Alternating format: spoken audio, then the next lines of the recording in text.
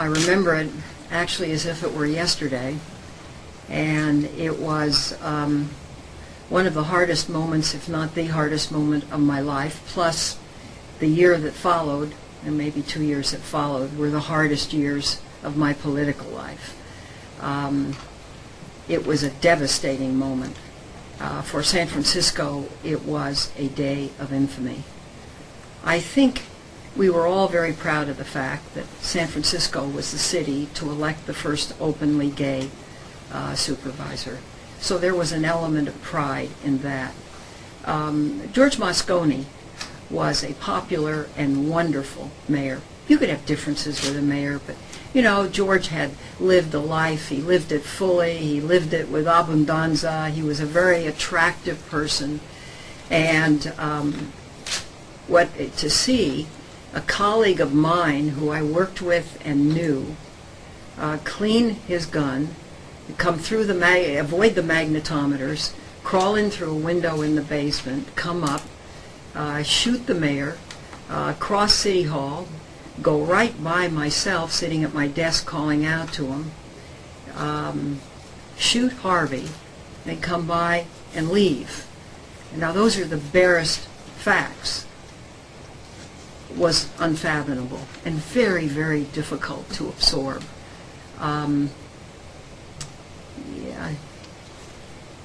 George Moscone was very lucky. He has a wonderful wife. She's got a warm heart and a streak of steel down her back, and she's been able to carry on really in the best sense as a matriarch of that family. And she's gone through some very hard things in her life. But what it did to that family is obviously enormous. What it did to Harvey's family is obviously enormous. But what it did to the city was really my problem. And what it did to the city was divide it right down the middle, was create a tension, an apprehension, some of it sorrow, some of it hate, very visceral emotions that you don't usually see all came to the surface and bubbled up at that time. To complicate it from a governance point of view, I had run for mayor in that election in 1975. I was clearly beaten by George Moscone. He became the mayor. I mean, I was the president of the Board of Supervisors and became mayor through succession in that way. I was keenly aware of the fact that he won and I lost. And so there was a job of trying to make his people my own. And early on, I decided that I was not going to let assassination work, that I would keep everybody, from the chief of police to all the commissioners to his staff, until I ran on my own and was mayor in my own right, which was a year from that time. And that's what I did.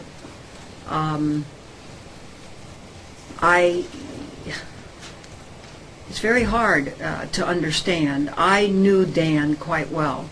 As some of you know, I lost my husband earlier that year, and I was away the 2 weeks before. When I got off the plane, I heard about Jonestown. It was 9 days before the assassination. My husband now was head of George's Fiscal Advisory Committee, and he called George and he said, if you're going to make a reappointment, call Dianne and let her know.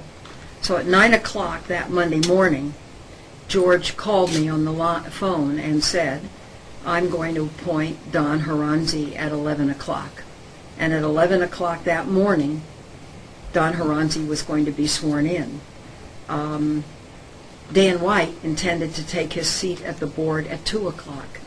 So two people were going to take the same seat. So I was trying to find Dan to dissuade him. He, after all, had resigned. Despite what he tried to do, which was get his job back, it did not happen. And those are kind of the breaks in what we do.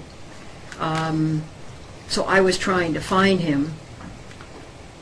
I had a little cubicle next to the door of 228 there, and I saw him come in, and I said, Dan, can I talk to you?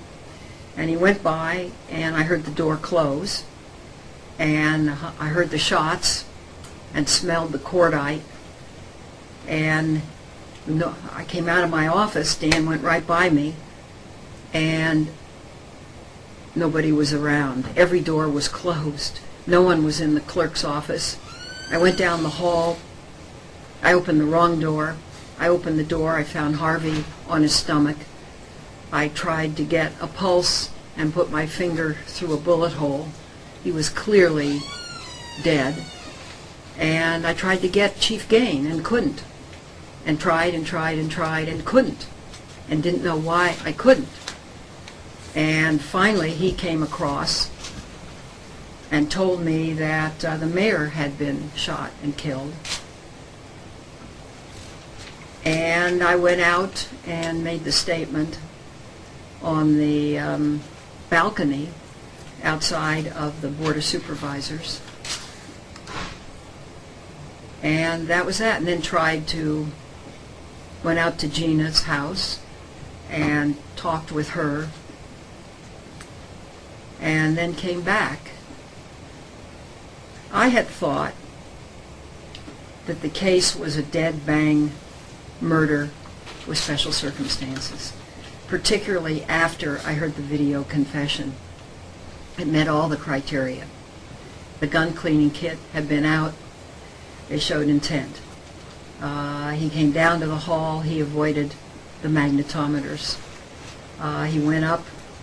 He was on a mission. He went into George's back office, which is a small office. It had a green easy chair and a sofa in it, and tried to get his job back, and George apparently said no, and Harvey shot the mayor. That just doesn't happen over an appointment to the Board of Supervisors, which kind of indicates the distortion of the thought process. And I have been unable actually to talk about it. I was, until the last few years. And there are a couple of things that I do know that maybe the time has come to say.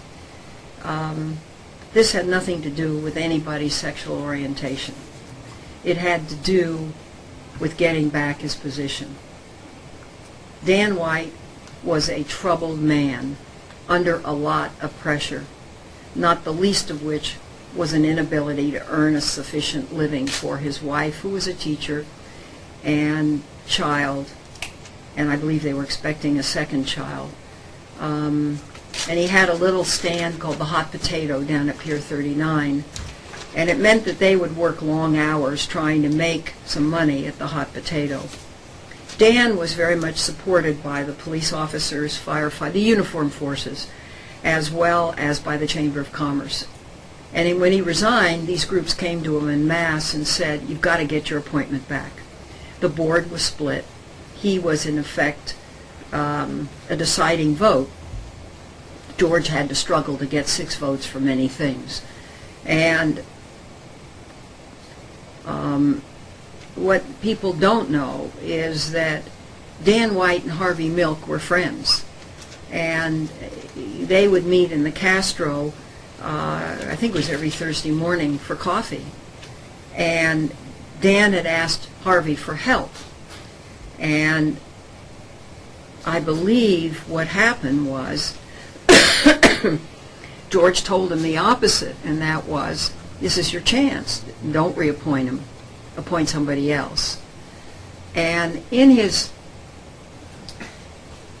I have his diary, and someday when I can, I'd like to write about it. And the diary's kind of haphazard. It's not, but it does show somebody who has a psychopathology, probably as a true manic depressive in a clinical sense.